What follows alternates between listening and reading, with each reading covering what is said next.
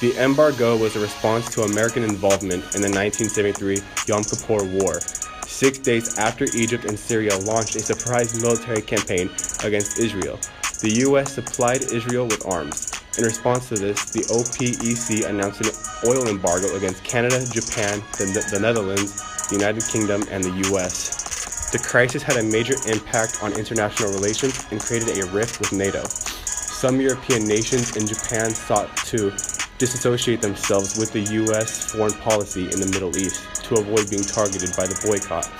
Arab oil producers linked any future policy changes to peace between the belligerents. To address this, the Nixon administration began multilateral negotiations with the combatants. They arranged for Israel to pull back from the Sinai Peninsula and the Golan Heights. By January 18, 1974, U.S. Secretary of State Henry Kissinger had negotiated an Israel troop withdrawal from parts of the Sinai Peninsula.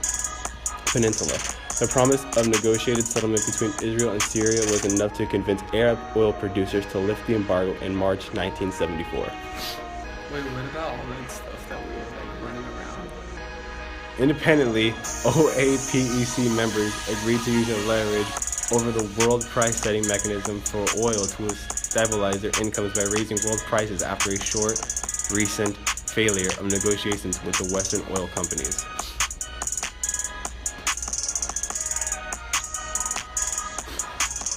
The embargo occurred at the time of rising petroleum consumption by industrializing countries, coincided with the sharp increase in oil imports in the world's largest oil consumer, the United States. In the aftermath, targeted countries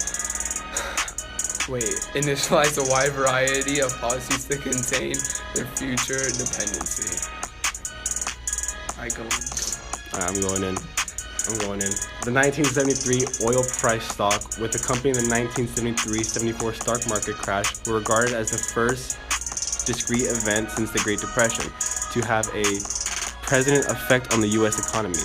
The oil embargo's success demonstrated Saudi Arabia's diplomatic and economic power.